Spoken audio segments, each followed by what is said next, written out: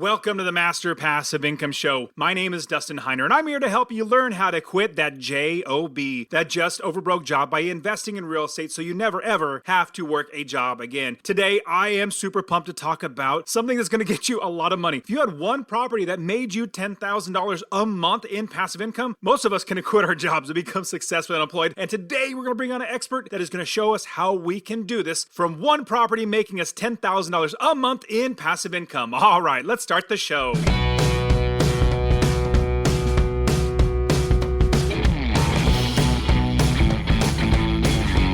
Welcome to the Master Passive Income Podcast, where we talk about investing in real estate with a special focus on making enough money so you can quit your job and live the dream life.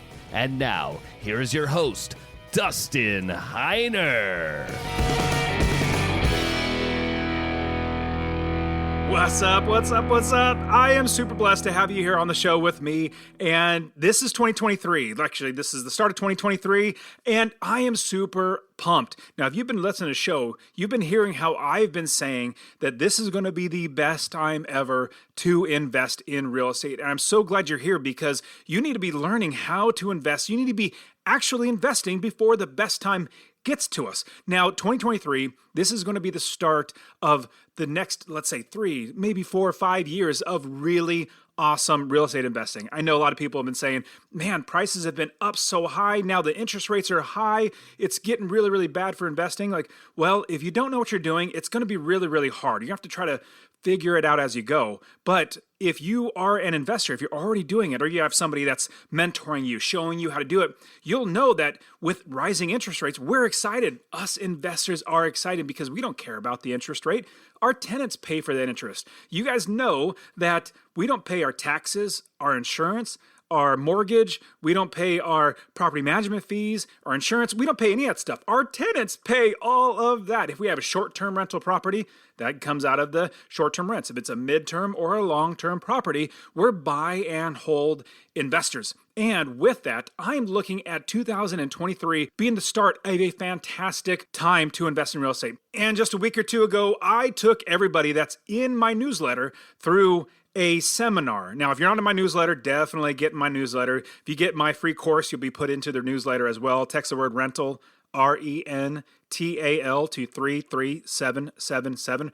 Rental to 33777. I'll give you my free course. Plus, you'll be in the newsletter and you'll get to be a part of these webinars and seminars that I do for free and be able to actually get a lot more information than just on the podcast. But I did record this seminar that I just put on where I talked about the future of investing for 2023, like what is the forecast or prediction of what's going to happen. And I'm not going to give it away, but there are some really amazing things that are going on right now for us as investors. So if you check the link in the description, it's just a YouTube link. I just took the video of all the presentation and I did question and answers on the call. So I got to answer everybody's questions and everything. It was super, super terrific to have them on.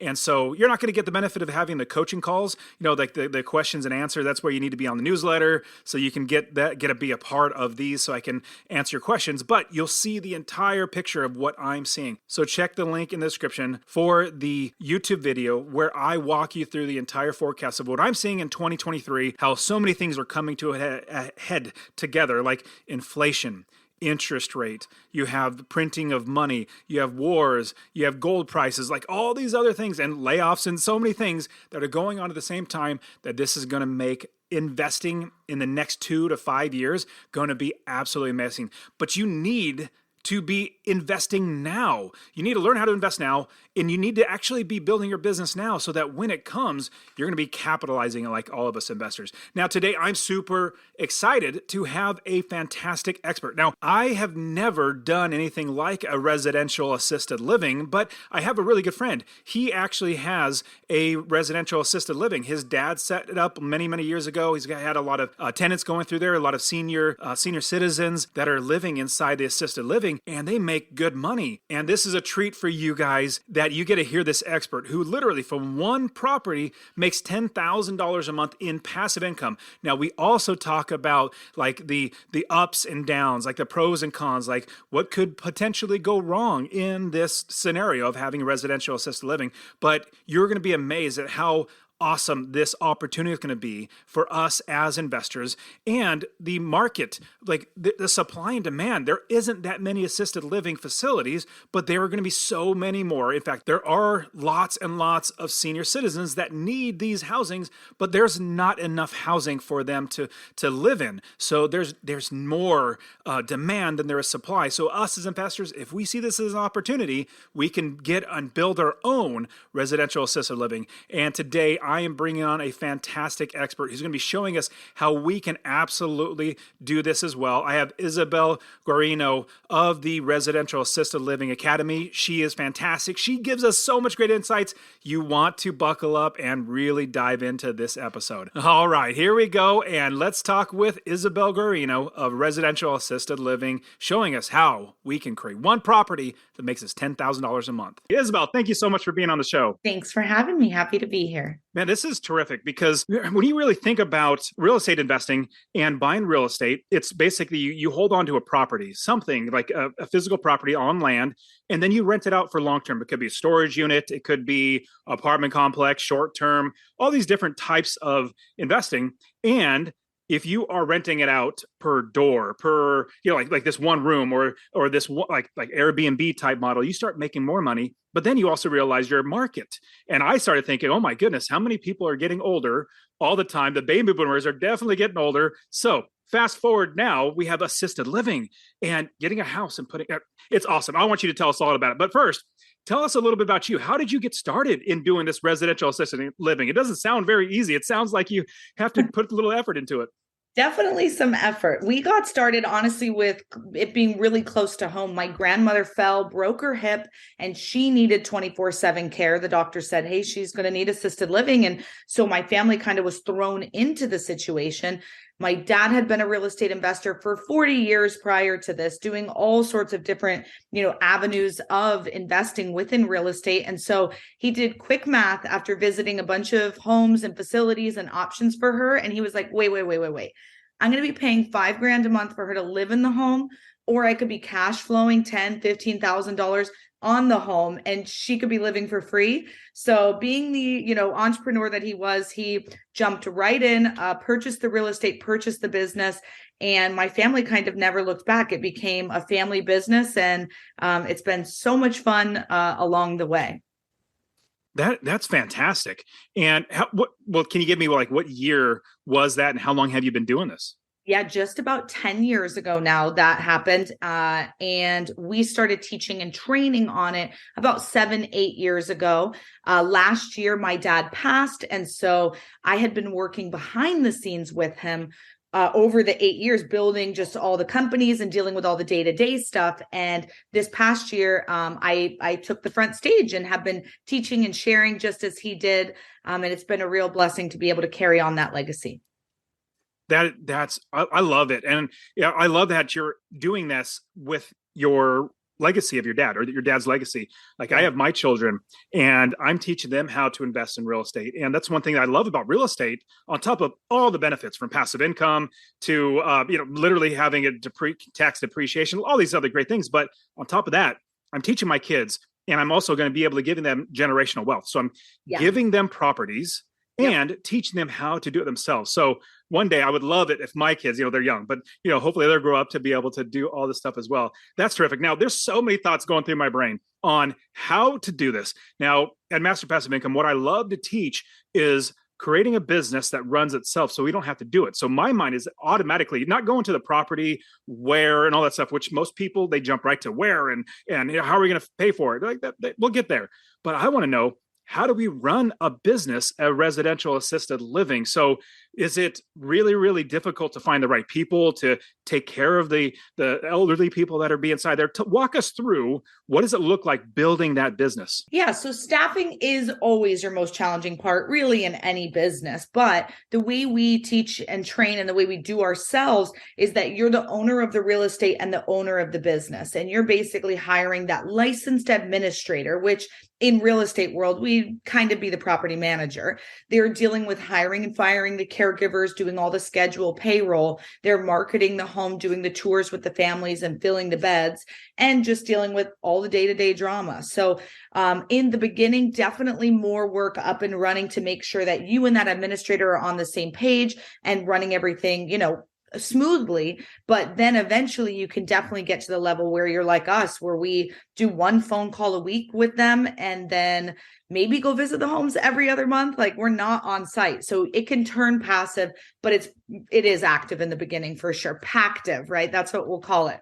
Half passive, half active. I love it. So to find that person, now it sounds like you said certified, like they have to have credentials in order to do this. How do you find somebody like that?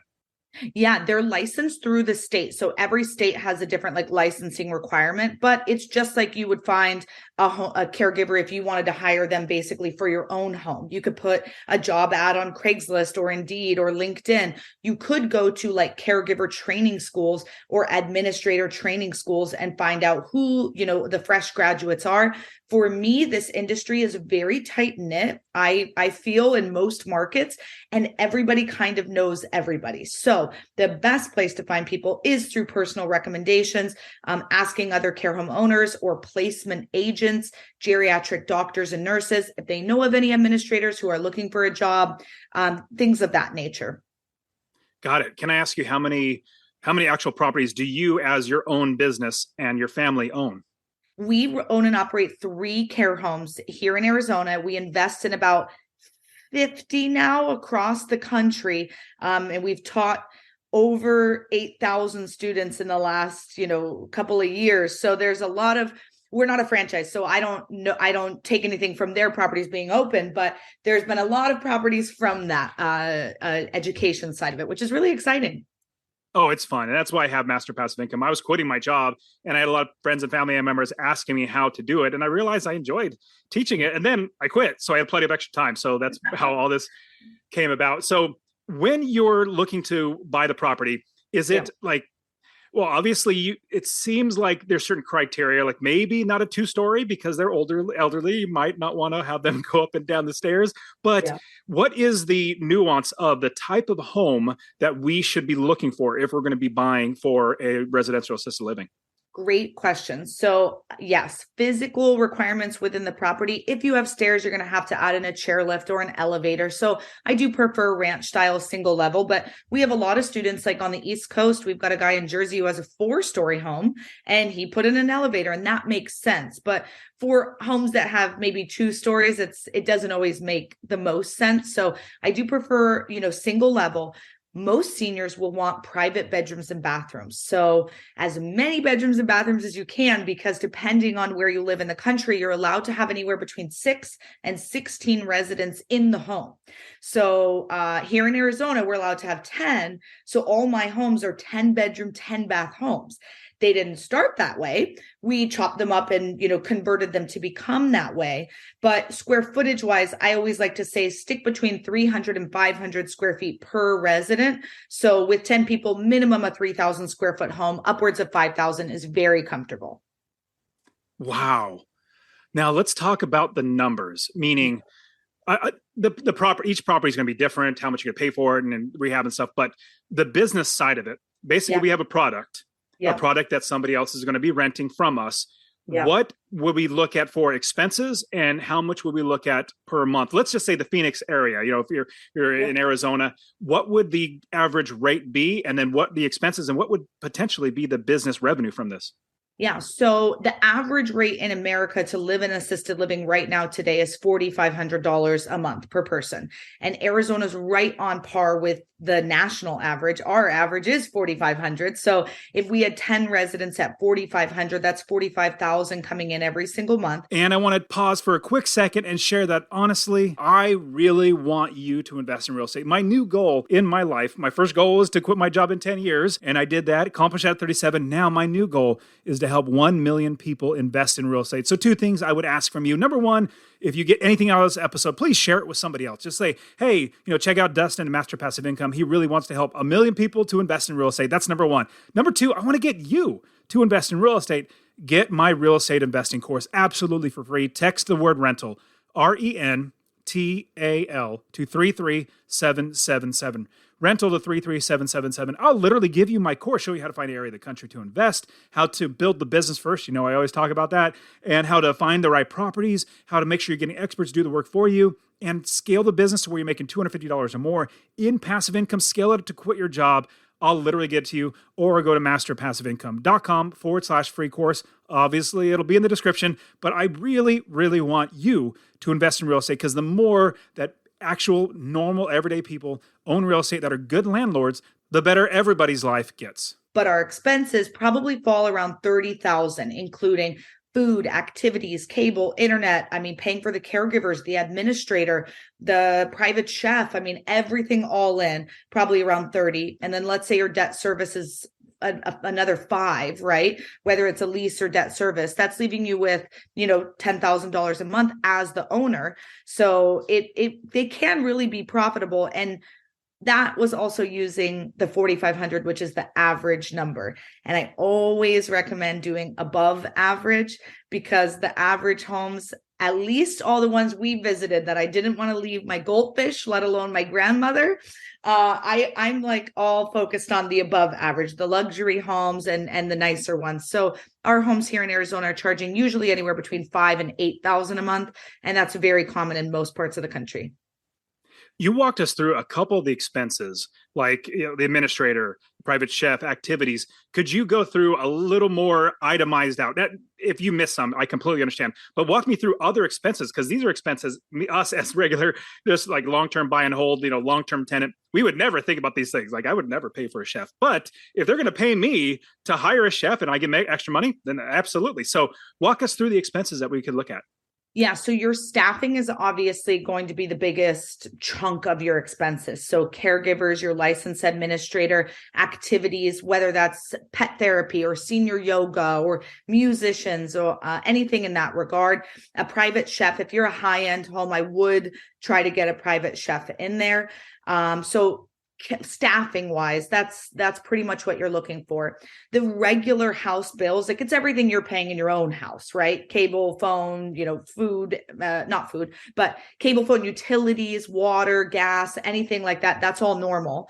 And then your business license renewal, your, property tax, your liability insurance, maintenance, all of those different things. And those are all kind of running all the house bills or whatever they are in your area, the average rates for that. Your staffing is about, caregivers get paid about $1 or $2 above minimum wage. So it's not, it's a lot of money, but it's not anything outrageous. Your administrator, you can structure that pay a million different ways. We could have a 2-hour conversation on just that alone. Chefs, it's kind of a line item. It's also not that expensive. If you think about how many kids went to culinary school and then they get out and the only job is Applebee's or Chili's, they're stoked to come work at your home where they get to cook for, 10 plus people a day and try all their creations and practice and get that on their resume and actually cook what they want to cook, not, a burger and fries every day, all day. So there's a lot of things there. Liability insurance, it's about $1 or $2 per day per resident. It's a line item. And yeah, so there's a bunch of different things in regard to that. Obviously, in our training, we go through every single one really in depth, but hopefully that gives a little better understanding of them. That totally does. Now, 2 questions. How many employees for that one property that has 10 different rooms, 10 different tenants inside there? How many employees would you say we would need to have, like from the chef to the administrator and all that? And at the same time, with that, how many LLCs should we have? One property, have one LLC, like that's one business, and we create a whole other business for another property. About those 2 things are really something that we need to not worry, but be thinking about. Yes. As far as the LLCs, I am not a legal or tax consultant, so I won't answer that one structurally, but in our training, we do have lawyers and legal people there for you who help you set up your LLCs and structure it all. I do like each business in their own LLC as far as how I run my own. So yes, in that regard, the home and the business, in my opinion, should be in different LLCs, but everyone likes to structure it differently.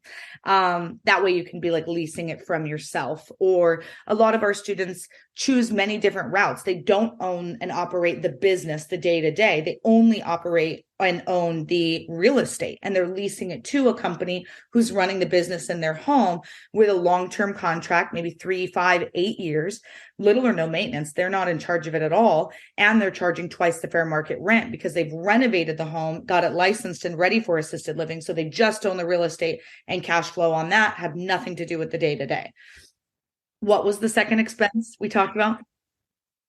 Wait. Yes.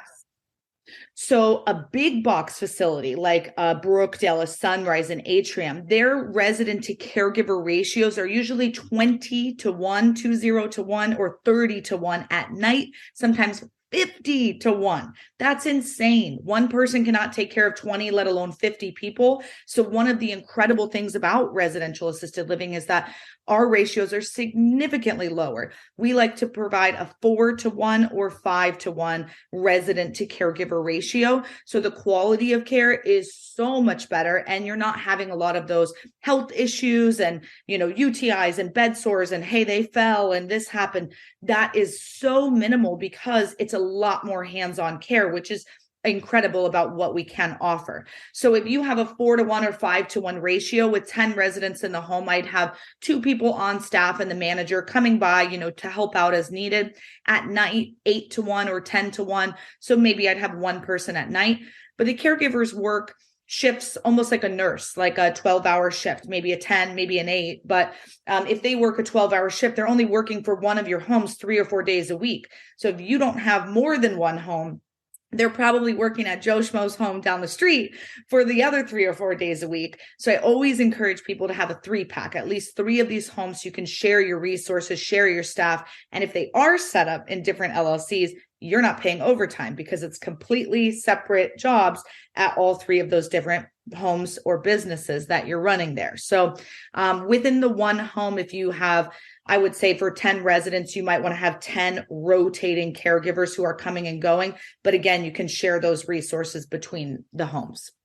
I love that idea because economies of scale too. Like when you have multifamily, if you have a 25 unit apartment complex, expenses are really, really high per door. But if you have 100 unit apartment complexes per door, those expenses come down a lot. And so I can absolutely see that. So I like that idea of having 3 properties so you can have basically a full-time staff everywhere. Like they're taken care of. They're not going and working for somebody else, which is great. Now, talk to me a little bit about if we are going to renovate a property like this. I could think of like in Arizona, you can have houses that are 3,500 square feet, big, huge, like eating areas or like living, not necessarily living room. They're like just a living space, and it's huge. Would you cut those up into rooms and then add toilets and bathrooms and all that sort of stuff? Like, how would you renovate a property that's, let's say, 3,000 square feet?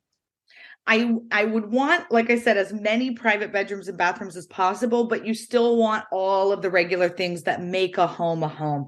You want that living room, dining room, kitchen. You want, the seating area, whether it's a little library, you're going to need an office for your administrator. So you don't want to get rid of those just to maximize bedrooms and bathrooms, but the bedrooms would be significantly smaller in a 3,000 square foot home than they would in a 5 or 6. So for the most part, I would say you could just try to chop up the house, as best you can, maximizing that space. But I would maybe, if it's 3,000 and on that low end of, the recommended scale, maybe you would go with 8 bedrooms and then an office or something like that, and having 1 or 2 shared options, which aren't bad, because you can use it as a spend down option for when someone starts to run low on their money potentially, and then you can use it as a shared bedroom instead. That's definitely a pro tip right there. I never would have thought of that, but yes, and especially when you have possibly some families like, oh, that's just too much money. Well, we have this option for you as well. We're just providing things for them, and if it works out, it works out. I love that idea. Okay, so when we're building this business, ideally it'd be great to have 3 units that are 10, the max at which you could have. Yeah. What would be the minimum amount of rooms? Like how many tenants would you have in one property? Would like 4 be way too little and it's just too much work and you weren't not making enough money? Like what would you say the cutoff would be? For the owner operator, it's the exact amount of work for 1 resident or 10 residents. So for the people listening who are not going to be the caregivers or the administrator, I'm always going to tell you, go to your maximum, whatever the maximum is, because you have to get the business license renewal, the liability insurance, do the renovations, hire the staff, get the food, do all this stuff. If you're doing it for one, you can do it for 10, right? So it's a lot better for the owner operator to go to the max. That is the recommended number. Now, in states like Texas, Illinois, Ohio, New Jersey, the max is 16.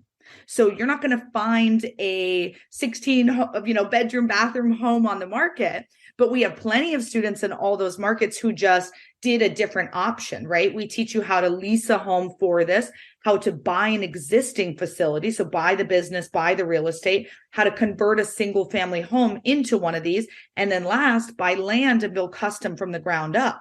So one of those two options I would prefer for a 16 bedroom, home, because these seniors are going to want, this is their end of life. They want privacy. They want luxury. They want it to be nice, and they want to feel well taken care of. So having those, luxury properties that are custom built are amazing. So if we were to look at how much it would cost for the administrator, Yeah. I'm looking at, if you said 10 tenants, average is about $30,000 per month for expenses. Yeah. And that comes at about $33,000 per tenant. Now, Yeah. with that, how much would one administrator, like the person that's overseeing the property, making sure that it's running for you, like making sure the food's bought, making sure people are scheduled and all that sort of stuff, how much is somebody like that would you have to pay in salary for somebody like that? Yeah. So the administrator pay can be structured a bunch of different ways. They could be like, if a caregiver is getting $1 or $2 above minimum wage, they might be getting $1 or $2 more than the caregiver. It could be like that. It could be a salary. It could be a flat rate per home that you're having them oversee, because it's not full time to have them oversee one home. About 2 to 4 homes is full time for an administrator. So you might have a flat rate per home. If they're going to be in charge of marketing and doing the tours and filling the beds, I like to pay them a percentage based on how many beds are full. The more full the home is, the more I pay you. You can have them own a percentage of your business. You could do profit share with them. I mean, the list goes on how you can pay them, but it's not this outrageous $250,000 a year job. It's really not. It ends up being a couple dollars more than the caregiver per hour when you dice it out at the end of the day. That's awesome. Now, I could see definitely a lot of people becoming, or baby boomers becoming old enough to where they need something like this. Do you have any not statistics, but like numbers of how many people are retiring that would eventually be getting in this age where they need these assisted living? I got numbers all day for you. Right now, the silent generations who's living in assisted living, right? And there's only 44 million of them. The baby boomers, there's 76 million of them. And they're still about 10, 20 years out from really needing assisted living. So we are currently 1.3 million beds short. And we're about to almost double the amount of seniors that need beds. But they're projecting that we're only building about 50,000 beds per year. So this is a massive crisis, supply and demand, all economics 101, right? This is a huge issue. We call it the silver tsunami, right? Everyone talks about the greatest transfer of wealth from the baby boomers to Gen X or millennials. They're forgetting that assisted living costs an average of $4,500 a month, and 70% of people are going to need it for an average of 3.5 years. So this is a big chunk of change that's not going to get transferred to the next generation. It's parking itself right in assisted living. I always tell people, whether you want to do RAL, residential assisted living, or not, get involved somehow with this big crisis. Like, I don't care if you want to own a diaper company or a medical bed company or whatever it is, but you should be investing in something to do with seniors and the aging population, because this is a huge opportunity. It's like if we had a crystal ball in 2008, that's what this is right now. I love that. And it's definitely looking like it's just we're going to need more and more and more. And I like that you have the numbers, because it really puts it in perspective that is a need. It's definitely a good need. Now, we've talked a lot about the great things about, and really, really good things about this. Let's talk a little bit about little concerns that could possibly come up. Obviously, if somebody quits on you, like, oh my goodness, we have to, make sure that that's taken care of. But a big one for me as an investor, The short term, I would say, the life cycle of a tenant, hopefully they're going to stay in there, I like them, 2, 3, 5 years. But sadly, as they're getting older, eventually it happens that they might pass away. And then you have to fill that. Talk to us about turnover in these properties. Yep. So the average stay is about 3.5 years in an assisted living home, but you should never stop marketing because someone could move in and pass the next month. Like you don't know, you really don't. We had a woman who was on hospice for 7 years with us. Hospice. Like the family thought she was going to go at any second, but nope, she just. Yeah. 7 years, like you never know. So it's very strange. I will say this, the more they pay, the longer they stay.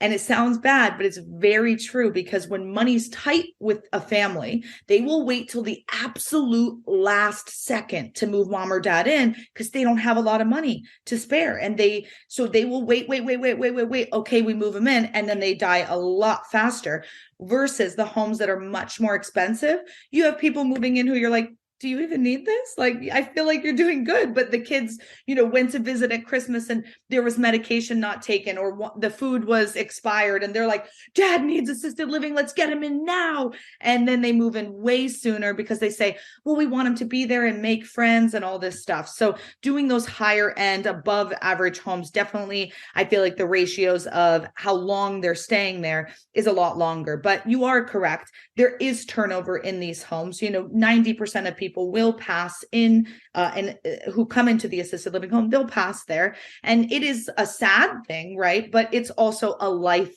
thing. And there's a lot of different factors to consider with that.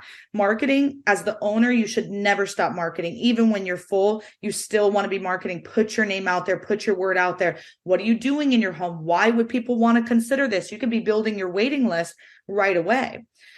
Now, with the families and the caregivers, right, you always want to be in strong communication with them. And if they're noticing anything going on with mom or dad, hey, you guys might want to start coming over more often. We're seeing some signs and some things, and hopefully the families do come over more. But you also have to consider when someone's writing a check to you for $7,000 a month, it's either coming from mom and dad's bank account, which is their inheritance, or their bank account. So after 2.5, 3.5 years, they start to almost feel a little relieved because it's a lot of money out of pocket for this. And yes, they're sad, but this isn't a 9-year-old who got killed in a car accident. It's a 95-year-old who needs help getting out of bed, showering, bathing, eating.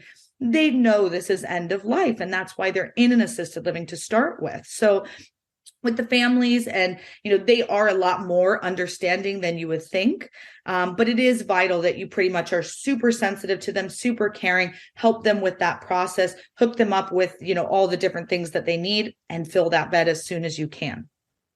I appreciate that answer. It's really good. The other thought with turnover too is employees. Turning over of employees. I'm definitely concerned about turnover in general for every part of my business, from real estate to business in general.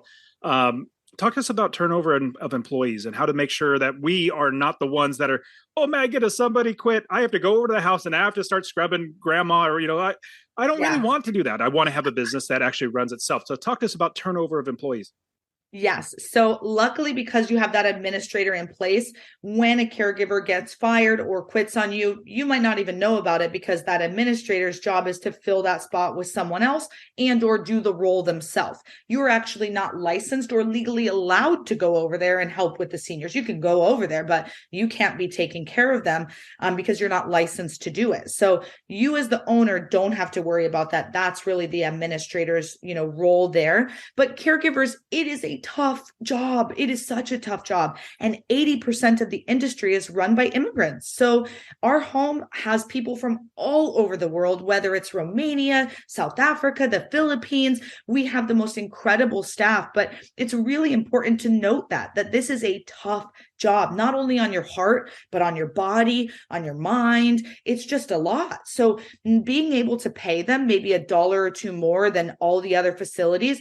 Also considering if they worked at a big box and they were taking care of 20 and one person, and now they come work for you and it's a 4-to-1, they're going to be like, this job is a breeze. Like they're going to love working for you because it's so much more fair. And so they have a lot better time working there. But I think I'm very, very heavy in our training on like employee retention and things that you can do to make people feel loved and appreciated. Right. Over the last 2 years, we had the great resignation and everybody quitting their jobs. And I read this survey that said 70% of people, when surveyed of why they left their job, said it wasn't for more money. It was because they didn't feel appreciated. And I think that really speaks to our work culture here in America. People just hire people, treat them terrible, don't pay them well, and expect them to go above and beyond. Things are shifting. Employees are saying, like, respect me. And I think that's very, very important. When people come in, we try to learn everything we can about them. What's your goal? Do you want to be a nurse? Do you have kids? Like, what's going on with this? And then we try to support them in all those different ways. I also feel it's important to note, if you're going to be cash flowing 10, 15, 20 grand a month on one home, you have a lot of money to be flexible with and play with, right? And so you are able to give back to the people working in your home, living in your home. I'm all about like service. And I think it's really, really important that one of my caregivers starts showing up late every day. And it's like, what's going on? Oh, well, my tire, I need a new tire. A tire is a couple $100, but for them, it might be half a month's wages. For me, it's nothing. So being able to just buy them fresh tires, and now they're like, oh, I am loyal to you. Like you take care of me, you get me. And it means nothing to me, but to them, it's everything. No big box owner is going to do that. Like, they don't care. They'll be like, you're showing up late, you're fired.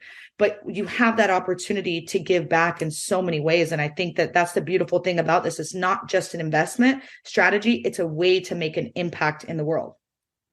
I love that. And that's something that I love to be able to do, is serve as many people as possible. And so making an impact is just fantastic. Now, what happens if the administrator, they find another place, or that you have to sadly find another administrator, and God forbid they get an accident or something, but you had to really scramble for that.